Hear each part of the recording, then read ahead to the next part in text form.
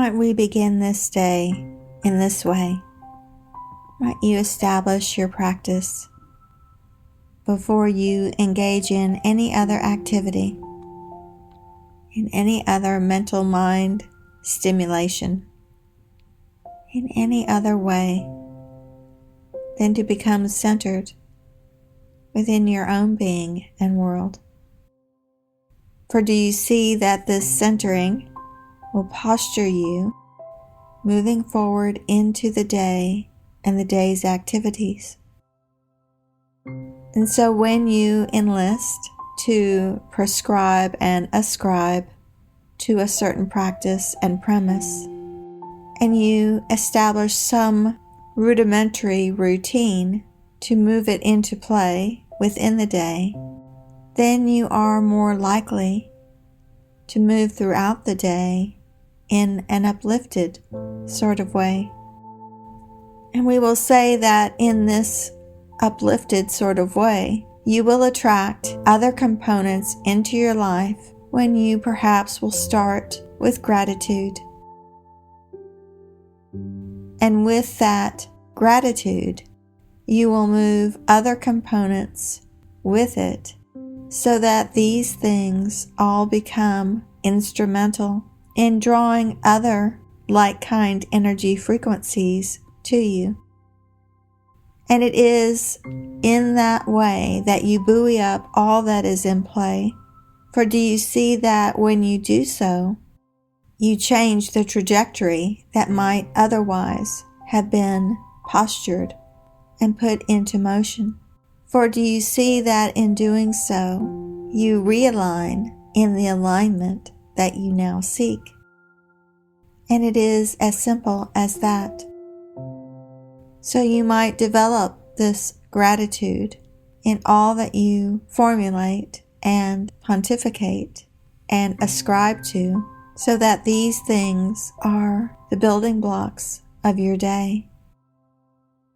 And then as you continue to still the mind and put it aside and not give it the dominance that it desires, when you allow the posturing and the planning and the contemplative moments to occur, then you allow that whimsy and wonderment to enter into the mix, do you see? And in allowing more to enter in, you do set a framework in many ways of what you want the day to be. As you now consider each meeting, each activity, and each desired intent to be formulated upon in this way, to be considered and contemplated upon in this way. And by this we mean in a lighthearted way, in a way that is not structured and formulated from a posturing that mentally implies that it would be good if thus and such happened, or it would be fine if this happened or that happened. But now when you enter in a lighthearted sort of way, and you consider all that is in play, now you can formulate from the posture of the whimsy and wonderment of a child. And it is from that positioning, it is from that consideration, it is from that mode of operation that you allow more to enter in. And so this is what we seek for you to consider this day, that you not only move in the wonderment of the child, but you do so with a loving intent, that you do so with the intent of moving you back to your original reason for being here in this time and space.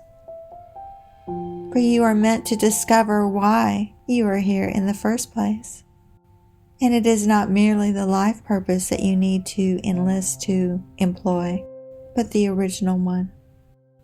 And when you connect to that overarching premise, then your days will be fuller, your days will be more complete, your days will be filled with that wonderment, that wondering of what that was. And when you find that you focus upon it intently with a strong desire, in almost a demanding sort of way, to know this thing, which is that thing, which you have always wanted to know and perhaps have known previously, but not in a knowing sort of way.